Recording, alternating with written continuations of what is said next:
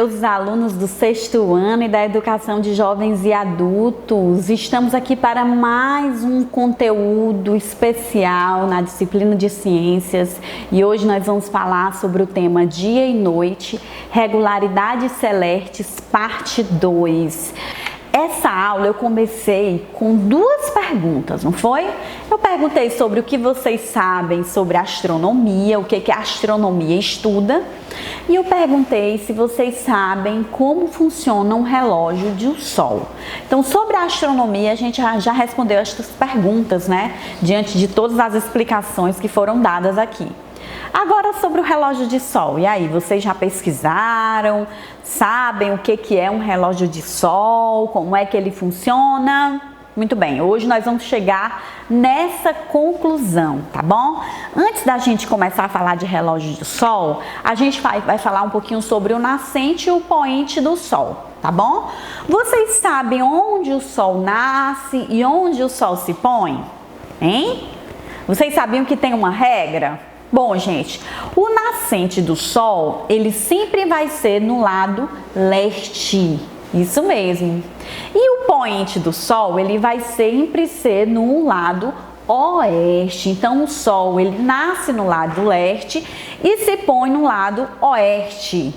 Aí vocês poderiam perguntar assim, professora, durante o ano todo, sempre o sol vai nascer no lado leste e vai se pôr no lado oeste? Sim, positivo, mas não necessariamente o sol vai nascer no mesmo ponto, tá bom? Ele não vai ter uma regularidade de nascente e de poente, tá? A não ser nos períodos que nós chamamos de equinócio. No equinócio de outono e no equinócio de primavera, o sol ele vai nascer exatamente no ponto leste e vai se pôr exatamente no ponto oeste. Olha que interessante. Se vocês quiserem entender um pouquinho mais, vejam essa figura que faz parte do livro didático de vocês, que mostra um esquema da trajetória aparente do Sol no céu, no solstício e nos equinócios. E por que eu falo de trajetória aparente? Eu falo de trajetória aparente porque, na verdade, não é o Sol que se movimenta, pessoal, não é. Vocês sabem aí que quem se movimenta aí é o planeta Terra, isso mesmo. Quem se movimenta aqui é a gente que está aqui dentro do planeta Terra, que fazemos parte aqui do planeta Terra. Então, à medida que o planeta Terra vai se movimentando, o Sol ele vai se mostrando ou se apagando, né? Dependendo de como é a posição da Terra, tá bom? Então, observem aqui. No equinócio de outono e no equinócio de primavera, o Sol ele nasce exatamente num ponto, tá bom? No ponto leste, tá certo, gente? No ponto leste e ele vai se pôr no ponto oeste, tá certo? E aqui no solstício de verão e no solstício de inverno, ele vai nascer no lado oeste ou no lado leste e vai se pôr no lado oeste, ok?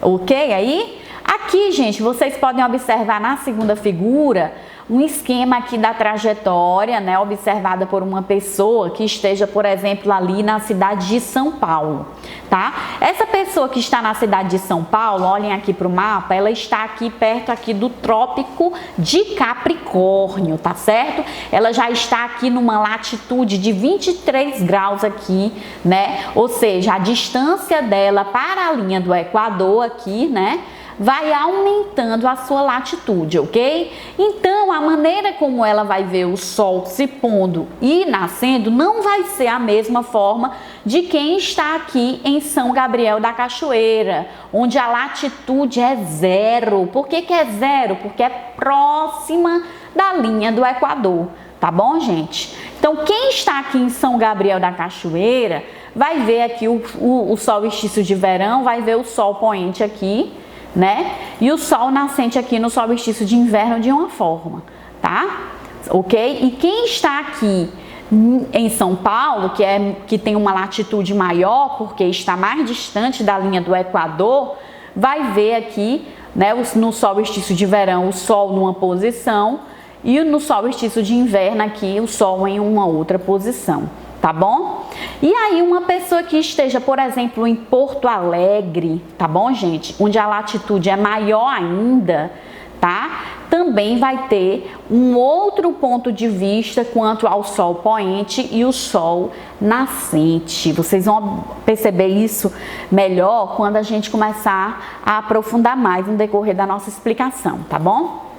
Por exemplo, como é que a gente entende sobre a sombra do Sol? É só vocês, por exemplo, vocês podem pegar uma vareta e colocar sobre um plano, tá? Uma cartolina, tá bom? E essa vareta, quando ela fixa no chão, né, sem se movimentar, a partir do momento em que as horas do dia vão passando, a sombra dessa vareta, né, ela vai modificando, tá bom? Certo? E assim você entende que o Sol ele vai mudando, né, de posição à medida que as horas vão passando durante o dia. E aí eu pergunto a vocês, é o Sol que muda de posição? Hein? Por isso que nós chamamos aqui de trajetória aparente, porque não é o Sol que muda de posição. Quem muda de posição é a Terra, tá bom? E aí, gente, como é que eu sei disso? Qual é o fenômeno que explica a mudança de posição da Terra durante as 24 horas do dia? Hein? Vocês lembram lá do ensino fundamental menor?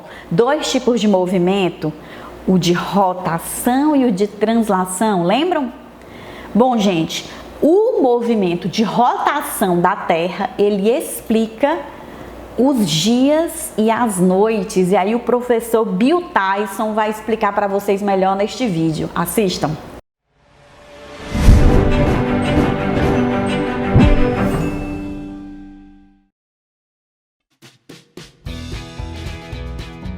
Bem-vindos, pequenos astronautas! Eu sou o professor Bill Tyson e juntos vamos explorar o universo.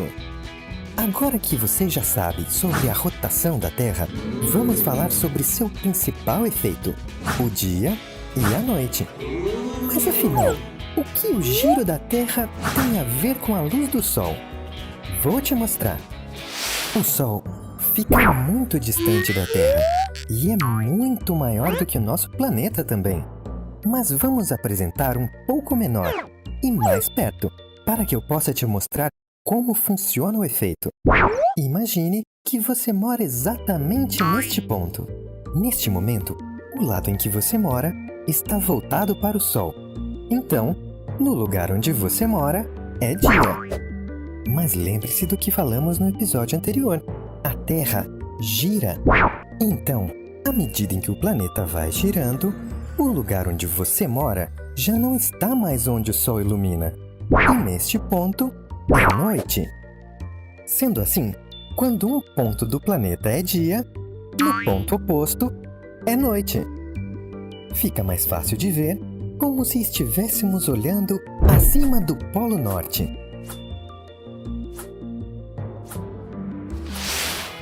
No nosso episódio anterior, falamos que a Terra gira a uma velocidade de 1.666 km por hora, mas nosso planeta leva quase 24 horas para dar uma volta completa.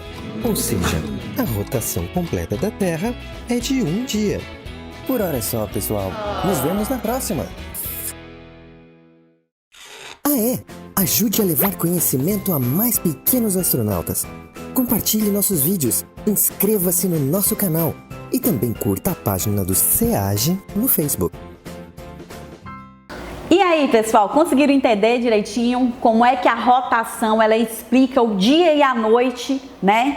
Aqui no planeta Terra? Muito bem, gente. Agora nós temos um outro tipo de movimento que ele dá origem às estações do ano, né? E à medida que a trajetória aparente do Sol vai mudando, a gente vai passar por 2 fases durante o ano, que nós chamamos de solstício e equinócio, tá? O que é isso, gente? Bom, gente, no solstício e equinócio, o planeta Terra, ele vai mudando as estações do ano, né? Verão, outono, inverno, primavera. Como é que é isso? Bom, a cada mudança de posição do planeta Terra em relação ao Sol, o clima da Terra ele vai modificando também. E isso depende, gente, da quantidade de raios solares sobre os hemisférios, tá? A gente tem dois tipos de hemisférios no planeta Terra, que é o hemisfério sul, que é o que nós moramos no hemisfério sul, aqui no Brasil, e o hemisfério norte, né, onde a gente encontra ali o país, por exemplo, os Estados Unidos ali, que está no hemisfério norte, tá bom? Então, dependendo da quantidade de raios solares que vai incidir sobre os hemisférios, as mudanças de estações vão acontecendo, tá bom? E aí eu quero que vocês olhem para essa figurinha aqui, tá? Nós vamos começar pelo solstício de dezembro, que aí estamos próximos agora, né? Vamos entrar agora no verão. Nós aqui do hemisfério sul, nós vamos entrar no verão, né? Não é isso? E lá no hemisfério norte, eles vão entrar no inverno, tá bom? Olha aí a diferença. Por que, professora? Mas e aí o Natal? O Natal é inverno e tal? O Natal é inverno lá no hemisfério norte. Lembram lá da nossa última aula que eu falei? No hemisfério sul, gente, não tem nada de inverno aqui. Aqui é verão e o Papai Noel ele não tinha que ser vestido com roupa, com gorro, não. O nosso Papai Noel aqui ele tem que ser todo brasileiro, né? Com roupas leves, justamente para aguentar a quentura do verão, tá bom? Né? Tem gente que ainda diz, porque é inverno, porque chove. Chuvas de verão, gente. A gente tem chuvas em dezembro, mas são chuvas de verão, tá? Justamente porque esquenta, a gente tem uma quantidade de raios solares incidindo aqui no hemisfério sul em maior quantidade, esquenta, né? E ocorrem as chuvas. Mas isso não é nada de inverno, a gente está no verão. Lá no norte, no hemisfério norte, é que eles estão no inverno. Como é que eu sei? Olhem aqui para o mapa, gente. Olhem aqui. Aqui, vocês podem observar aqui que o hemisfério sul, ele recebe uma quantidade de luz muito maior do que no hemisfério norte aqui. E isso a gente chama de solstício de dezembro, tá bom? Na figura 2, a gente entra no equinócio de março, que é quando a gente entra no outono, onde os raios solares eles incidem tanto no hemisfério sul como no hemisfério norte, na mesma quantidade, né, praticamente, né, são regulares, e os dias e as noites, eles têm praticamente a mesma duração, diferente daqui do hemisfério, aqui na parte do solstício de dezembro. Quando a gente está no verão, os nossos dias são mais longos do que as noites. Em contrapartida, no hemisfério norte é diferente, porque eles estão no inverno, então as noites são mais longas do que os dias. Já nos equinócios de março aqui, noites e dias têm praticamente as mesmas durações, tá bom? Entrou no solstício de junho, começa o inverno aqui pra gente do hemisfério sul, né? A quantidade de horas do dia diminui e as noites são mais longas. E já lá no hemisfério norte, eles entram aonde? Eles entram no verão e lá os dias são mais longos do que as noites, tá bom? Isso no solstício de junho, praticamente no mês de junho. Então, quem quiser curtir um frio, né, maior, sabe-se que lá no hemisfério norte eles estão entrando no inverno, né? E o inverno lá é bem mais rigoroso do que o nosso, né? Lá tem neve, é mais frio, enfim. Aqui no equinócio de setembro é da mesma forma, a gente entra na primavera e praticamente os dias e as noites têm a mesma duração, tá bom? E aí nós temos aqui as figurinhas, olha aqui o sentido da rotação da Terra, tá? E aqui seria a representação esquemática da Terra no solstício de dezembro, onde o hemisfério norte ele recebe menos luz do que no hemisfério sul. Aqui a gente tem uma representação esquemática da Terra no equinócio de março, ó, onde aqui praticamente os dois hemisférios, né, eles recebem as mesmas quantidades de luz e os dias e as noites têm quase a mesma duração, tá bom? E aqui no solstício de junho, aqui é a representação esquemática da Terra no solstício de junho, gente. Em junho, aqui vocês podem observar que no hemisfério sul a gente entra aqui no inverno, né? A gente recebe uma quantidade de raios solares menores do que no hemisfério norte. O hemisfério norte entra no verão, tá certo? O hemisfério norte entra no verão e o hemisfério sul entra no inverno, tá? Ah, professora, e por que aqui no Piauí a gente não percebe isso? Né? Eu não percebo, porque a gente mora pertinho da linha do Equador, a nossa latitude é menor e aí a gente não consegue perceber as diferenças de estação, né? Então ainda tem gente que diz que junho é verão, né? E que dezembro é inverno, a gente não consegue diferenciar. Mas observando direitinho, vocês podem observar que no mês de setembro a gente tem muitas flores, né? A gente tem muitas flores, né? Tanto que tem até uns festivais de flores aqui pelo Piauí, né? Inclusive tem uma planta muito bonita, né?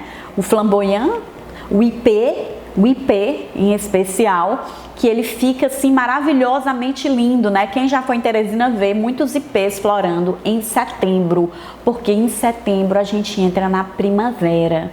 Dá para perceber, tá bom? Em junho a gente entra no inverno, tá? As chuvas que vêm de junho é chuva de inverno, tá bom? E em dezembro a gente entra no verão, né? Então nada de Natal do inverno. Nosso Natal não é no inverno, nosso Natal é no verão, tá bom, gente? Então é isso. Depois vocês deem uma olhadinha nesse quadro, onde mostra direitinho a duração do período diurno, do período das quantidades de horas que o dia tem, né? Nas diferentes latitudes. Vocês podem observar que à medida que a latitude ela vai aumentando, né? Aumentando a quantidade de horas, né, que o dia vai ter no solstício de dezembro, ela vai aumentando, ó. Quem tá numa latitude de 60 graus sul, né, tem 18 horas e 24 minutos de luz de sol. É isso mesmo. Então, praticamente ali, quem mora ali no sul, né, no sul do Brasil, onde a latitude ela não chega a 60 graus, mas a latitude é maior, o dia também lá, a quantidade de horas que o dia tem é bem maior do que a nossa aqui, que mora aqui numa latitude menor, próximo da linha do Equador. Tá bom, pessoal? Deu para entender? Dê uma olhadinha depois nessa figura para vocês terem uma ideia aqui do período de horas, né, que a luz do sol ela prevalece. Do mesmo jeito, o contrário no solstício de junho. No solstício de junho, que aqui no hemisfério sul é inverno, né? O que acontece? As horas do dia elas vão diminuindo à medida que a latitude vai aumentando, ó. As horas do dia vão diminuindo, tá bom, gente? Observem direitinho esse quadro depois com calma, tá? E aí, gente, o que o nascente, o poente, ele tem a ver também com as estrelas. As demais estrelas, isso porque o Sol, ele é uma estrela, né? Então, as demais estrelas, elas também nascem e se põem, né? E o nascente é no lado leste e o poente é no lado oeste, tá? Geralmente, os povos antigos, eles se orientavam, né, por essas estrelas para realizar diferentes atividades, incluindo a agricultura, navegação, né? Então, eles se orientavam pelo movimento aparente das estrelas. Sempre eu vou falar de movimento aparente, porque, na verdade, não são as estrelas que se movimentam. Quem se movimenta é a Terra, tá bom? E aí eu coloquei o calendário biodinâmico aí, gente, porque aqui é um movimento que a gente tem aqui no Brasil de agricultura biodinâmica, onde esses agricultores, eles se direcionam também pelo movimento das estrelas para realizar as suas atividades agrícolas. É isso mesmo, gente, esse calendário biodinâmico é bem interessante, porque lá mostra direitinho o dia de plantar planta de raiz, o dia de plantar planta de folha, dependendo, né, do movimento das estrelas. É muito interessante, tá ok, gente? Outra coisa interessante também é quando vocês olhem aqui essa figura do livro de vocês. A estrela, na verdade, ela deixa um rastro luminoso, né? Então, geralmente, na técnica fotográfica aqui, ele não capta a foto da estrela, ele capta o rastro da estrela, né? Então, essa fotografia aqui, ela mostra que, ó, a estrela deixou esse rastro aqui, né, da posição do início dela e do fim, né? São os rastros das estrelas. Tá? E o que tem a ver isso? Isso tem a ver, gente, para quem quer observar a estrela num céu limpo, né, que não tenha nuvens, não esteja nublado, você vai observar que durante a noite ali, no movimento das estrelas, elas vão mudando de acordo com o passar das horas, né? Então, uma estrela que nasce ali no lado leste, se você olhar para a linha do horizonte, à medida que as horas da noite vai passando, ela vai modificando a sua posição. Isso porque quem muda de posição é o planeta Terra, tá bom, gente? Com todo esse conhecimento, vocês conseguiram descobrir como é que um relógio de sol funciona? Hein, pessoal? Bom, gente, o relógio de sol, ele funciona assim, dessa forma, observando o movimento aparente do Sol. À medida que o Sol vai mudando de posição, a sombra do gnomo também vai modificando a sua posição. O que é o gnomo? O gnomo é essa arte que fica presa ao relógio do Sol. E quem é que usa relógio de Sol hoje em dia, gente? Bom, gente, o relógio de Sol ele foi muito utilizado pelas civilizações antigas, inclusive no século XV a.C., né? Ele já era utilizado pelas civilizações egípcias, né, na época. E logo até o século XIX, muita gente ainda usava o relógio de Sol, né? E o relógio de Sol ele foi readequado, né, com um modelo portátil, e ele era acompanhado com uma bússola, né, e foi muito utilizado até o século XIX. E logo depois foi adaptado para os relógios que nós utilizamos hoje, pessoal. E aí? Conseguiram aprender direitinho o conteúdo? Eu espero que vocês tenham aprendido muito com a gente aqui nas aulas de ciências, no projeto Aulas na TV, tá certo, gente? E eu fico muito grata em poder participar do seu aprendizado, pessoal. Um grande abraço, um Feliz Natal, um ano novo cheio de paz, alegria e saúde, pessoal. Até mais!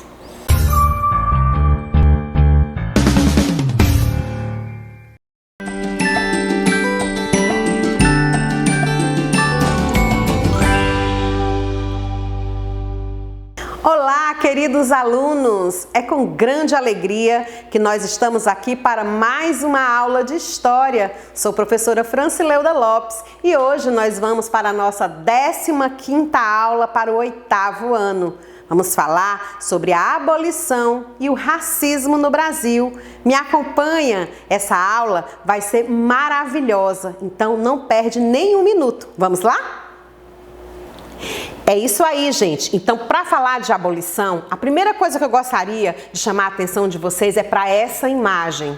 É isso aí. São os grilhões que prenderam por muito tempo os nossos irmãos negros africanos que vieram para o Brasil ser escravos, trabalhar sem ganhar nada. A escravidão é isso. É quando você é tolhido do seu direito de liberdade, quando você não tem direito a ser livre. E para a gente entender um pouquinho como se deu esse caminho entre a escravidão e o processo de abolição, é preciso que nós conheçamos um pouco dessa história.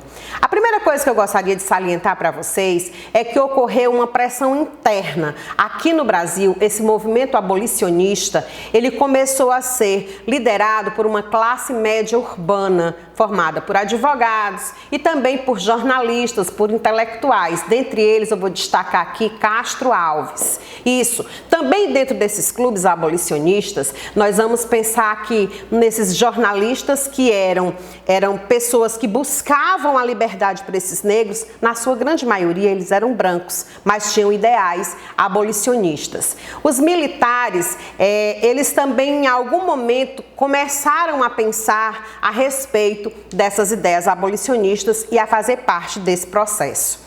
Mas eu vou citar aqui para vocês algumas figuras negras que lideraram esse movimento. Entre eles, José do Patrocínio. É isso mesmo, José do Patrocínio. Ele foi um abolicionista, que era um jornalista e escritor brasileiro. Ele participou ativamente de movimentos pela libertação dos escravos.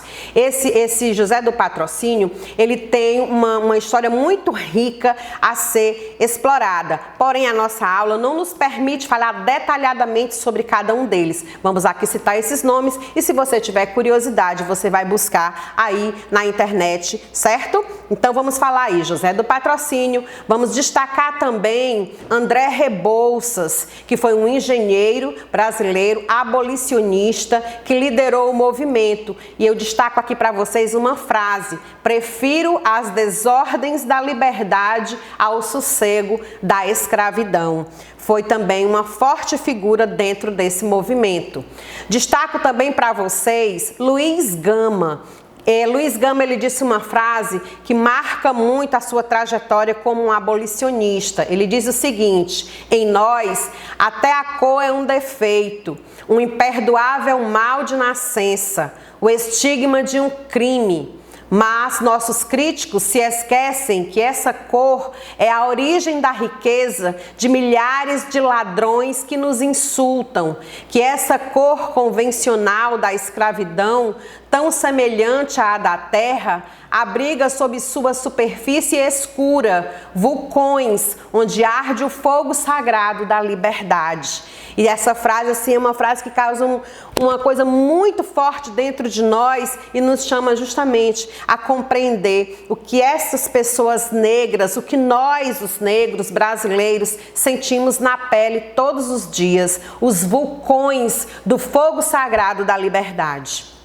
Luiz Gama, ele foi filho de um fidalgo português com uma africana, porque é bom que se saiba que nesse período havia uma tentativa dos portugueses em embranquecer os brasileiros, porque eles achavam que os negros eram o mal do mundo. Então, quanto mais houvesse relações entre negros e brancos para que ocorresse esse embranquecimento, seria melhor. E ele era filho de um fidalgo português, mas ele foi um dos radicais do movimento abolicionista no Brasil. Falando novamente sobre esses caminhos, porque essas pessoas fazem parte dessa trajetória, desse caminho, houve também as pressões externas. A própria Inglaterra, os Estados Unidos e Cuba, eles queriam também que essa escravidão fosse extinta, até porque estava pegando muito mal dentro do cenário mundial e exigiam que o Brasil tomasse um posicionamento, se tornasse, como eles diziam, um país mais civilizado, e para isso a escravidão precisava ser abolida. Então, essa situação criou nos negros, fomentou nos negros movimentos de resistência à cultura dos brancos, movimentos de resistência ao sofrimento e à escravidão. A partir daí, a luta dos negros vai começar a surgir. As fugas vão começar a acontecer pela criação dos quilombos. Os quilombos eram esses espaços no meio do mato, onde os negros se refugiavam quando fugiam das senzalas lá do seu senhor de engenho. Então, as fugas foram o momento marcante, crucial para o início dessas ideias também abolicionista.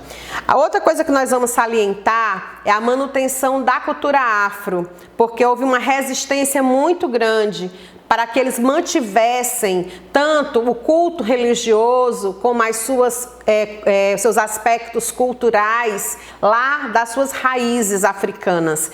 E a capoeira, essa dança que na verdade é confundida com uma arte, com uma luta, com uma brincadeira, é tudo junto. A capoeira, que é um grande momento para a gente refletir aqui sobre esse patrimônio cultural brasileiro, genuinamente brasileiro. E para isso aconteceram, além da questão religiosa, da questão artística, existiu também os motins, as greves.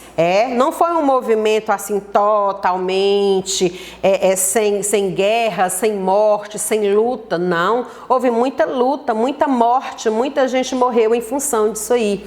E por fim, a compra das alforrias. O que era a alforria? Eram cartas redigidas pelos donos de escravos que ele comprava a sua liberdade. Então, a alforria, ela precisava ser comprada. No Ceará, José Francisco do Nascimento, jangadeiro, filho da Matilde, dragão do mar, ele transportava escravos nas suas jangadas e ele foi assim um grande marco. Estou trazendo aqui Francisco José do Nascimento para destacar como uma figura aqui nordestina que foi também que fomentou esse ideal abolicionista. E eu trago aqui a imagem da capoeira, o gingado, que era também uma forma de defesa, mas eles criavam todo esse molejo no corpo para dar a ideia de arte, mas na verdade era também uma luta e uma defesa pessoal que os negros utilizavam nessa luta de capoeira ou nessa brincadeira de capoeira, como nós conhecemos hoje. Mais uma vez aqui o símbolo da resistência, eu trouxe aqui um salão, né, onde estão acontecendo aqui uma manifestação religiosa.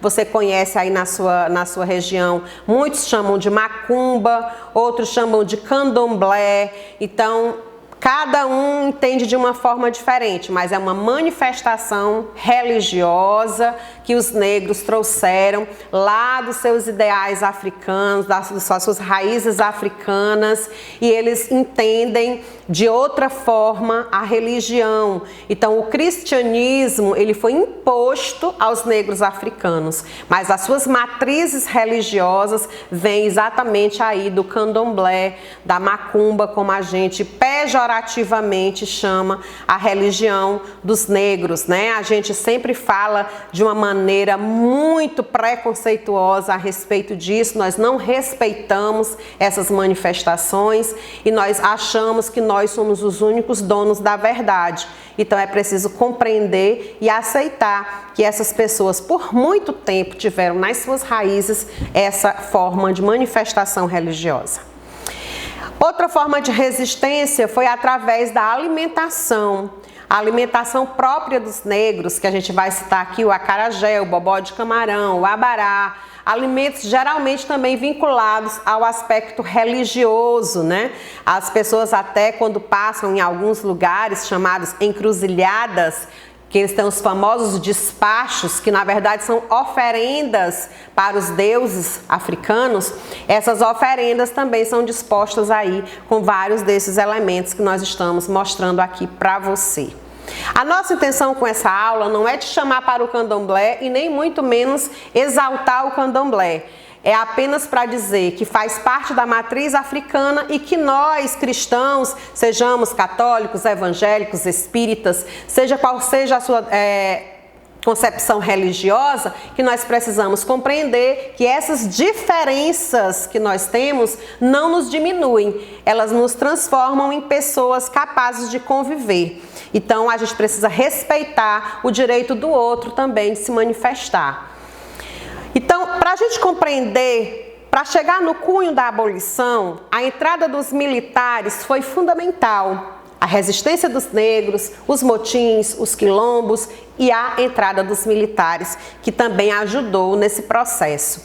E a partir daí começaram a surgir as primeiras leis abolicionistas. Eu vou destacar aqui a Lei de Barbacena, de 1831, a Lei Eusébio de Queiroz, de 1850, que proibia o tráfico dos africanos lá da África para o Brasil e para outros países, a abolição para os escravos aptos para serviço militar, que foi a famosa Guerra do Paraguai, de 1866, a Lei do Visconde do Rio Branco, a chamada Lei do Ventre Livre, que libertava os escravos das escravas nascidas a partir da constituição dessa lei, em 1871, a Lei Saraiva-Cotegipe, também conhecida como a Lei dos Sexagenários, de 1885, que libertava os escravos a partir dos 65 anos de idade.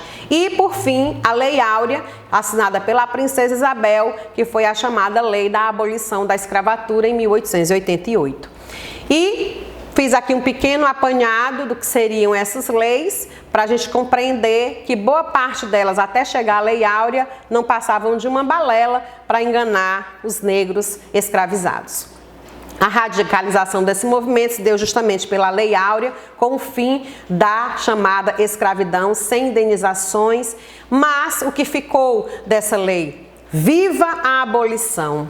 Será que a Lei Áurea realmente aboliu a escravidão no Brasil ou apenas transformou os negros em escravos de uma outra forma? E esse desenho, essa charge, vai nos chamar justamente para isso. Homens brancos que continuarão prostituindo negras, que continuarão usando essas negras a seu bel prazer, que os negros que vão continuar servindo esses brancos, que vão continuar ali limpando o chão que eles pisam.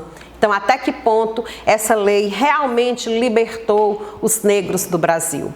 Então, essas questões abolicionistas, elas são questões muito claras ainda nos dias de hoje. E é por isso que eu queria chamar a atenção de vocês que essa lei foi noticiada aí pela Gazeta de Notícias em 1888, não libertou os negros como deveria libertar, porque apenas fez com que eles mudassem de uma situação para uma outra até muito pior. Por quê? Porque a partir daí começou a surgir as heranças negativas da escravidão.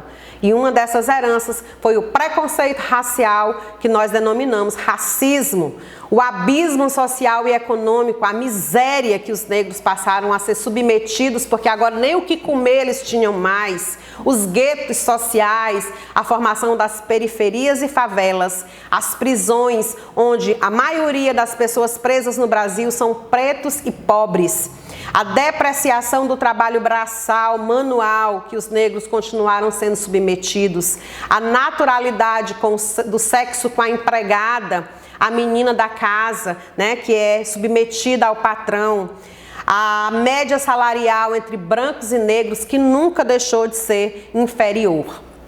E agora? O negro recebeu a famosa liberdade que a abolição deu. E que caminho seguir? Será que a sociedade brasileira preparou realmente para esse negro essa liberdade, o usufruto dessa liberdade? Então, a proclamação da República do Brasil se deu a partir desse momento aí, em que o negro também começou a fazer parte da sociedade. Mas será que realmente essa república, esse governo para todos, chegou para os nossos negros? É isso que eu quero chamar a atenção de você a partir de agora, em que você vai ver esse pequeno vídeo com essa canção, A Carne Mais Barata do Mercado é a Carne Negra, de Elza Soares. A carne mais barata do mercado é a carne negra.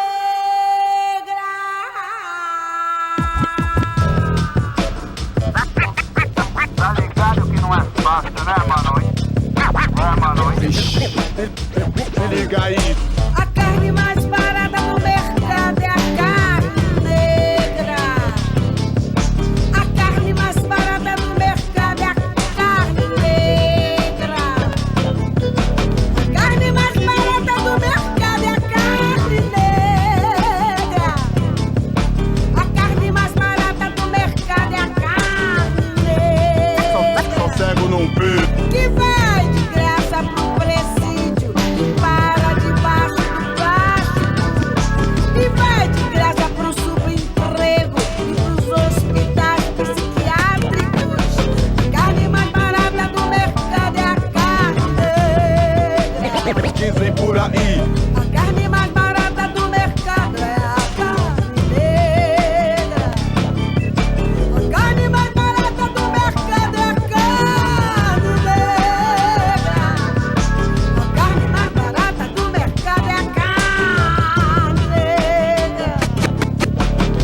Que fez e faz história segurando esse país no braço, meu irmão. O cabo aqui não se sente revoltado porque o revólver já está engatilhado. E o vingador é lento, mas muito bem intencionado. E esse país vai deixando todo mundo preto e o cabelo esticado. Mas mesmo assim ainda guarda o direito de algum antepassado da cor brigar sutilmente por respeito, brigar bravamente por respeito, brigar por justiça e por respeito. lutar. De algum antepassado da cor. Brigar, brigar, brigar, brigar, brigar.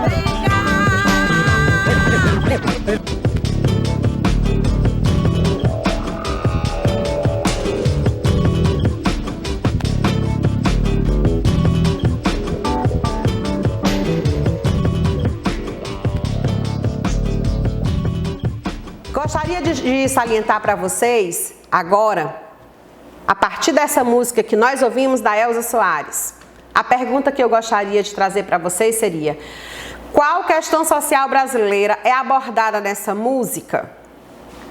Qual a intenção da letra ao afirmar que a carne mais barata do mercado é a carne negra? Quais os problemas sociais enfrentados pela população negra no Brasil? Por que vocês acreditam que esses problemas sociais envolvendo a população negra no Brasil ainda persistem?